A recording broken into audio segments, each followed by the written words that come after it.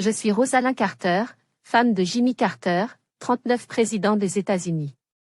Mon histoire, entre 1977 et 1981, se confond avec celle de l'Amérique en ces années de défis et de transformation.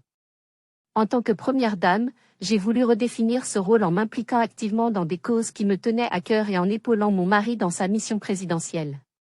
Dès notre arrivée à la Maison-Blanche, je savais que je ne me contenterais pas des responsabilités traditionnelles de première dame.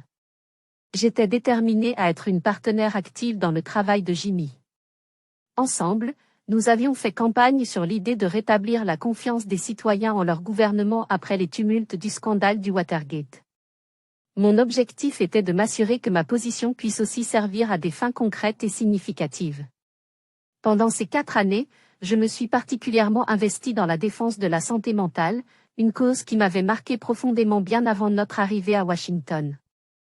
J'ai présidé la commission présidentielle sur la santé mentale, un rôle inédit pour une première dame, et j'ai travaillé sans relâche pour attirer l'attention sur les lacunes du système américain en matière de prise en charge des maladies mentales. Mon engagement a conduit à l'adoption de la loi de 1980 sur les systèmes de santé mentale, un des accomplissements dont je suis la plus fière. En parallèle, j'ai accompagné Jimmy dans de nombreux voyages officiels à travers le monde, devenant ainsi ses yeux et ses oreilles lors de missions diplomatiques. En Amérique latine, en Asie, en Afrique et ailleurs, j'ai rencontré des chefs d'État, écouté des voix de la société civile et appris les réalités complexes des relations internationales.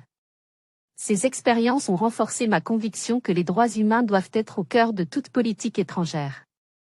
À la Maison-Blanche, je me suis également investie dans des problématiques sociales comme la réforme de l'éducation, le soutien aux familles et la lutte contre la pauvreté.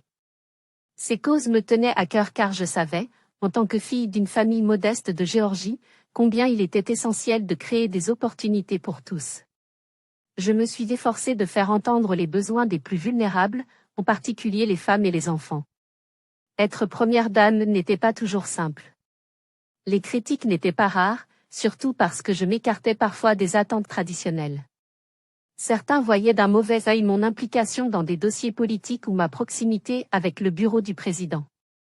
Mais je n'ai jamais laissé ces voix me détourner de mes objectifs. Jimmy et moi formions une équipe, et je savais qu'ensemble, nous pouvions faire avancer des idées importantes pour notre pays. Lorsque notre mandat s'est achevé en 1981, je suis partie avec le sentiment d'avoir donné le meilleur de moi-même. Ces années ont été parmi les plus intenses et enrichissantes de ma vie. Si je suis fière du travail accompli, je sais que mon engagement ne s'arrête pas là. À travers notre fondation, le Carter Center, nous avons poursuivi notre mission d'améliorer les vies, qu'il s'agisse d'éradiquer des maladies ou de défendre les droits des plus démunis. Mon rôle en tant que première dame a marqué une époque, mais il a surtout reflété ma volonté de servir et de faire une différence, une mission que je continue d'honorer chaque jour.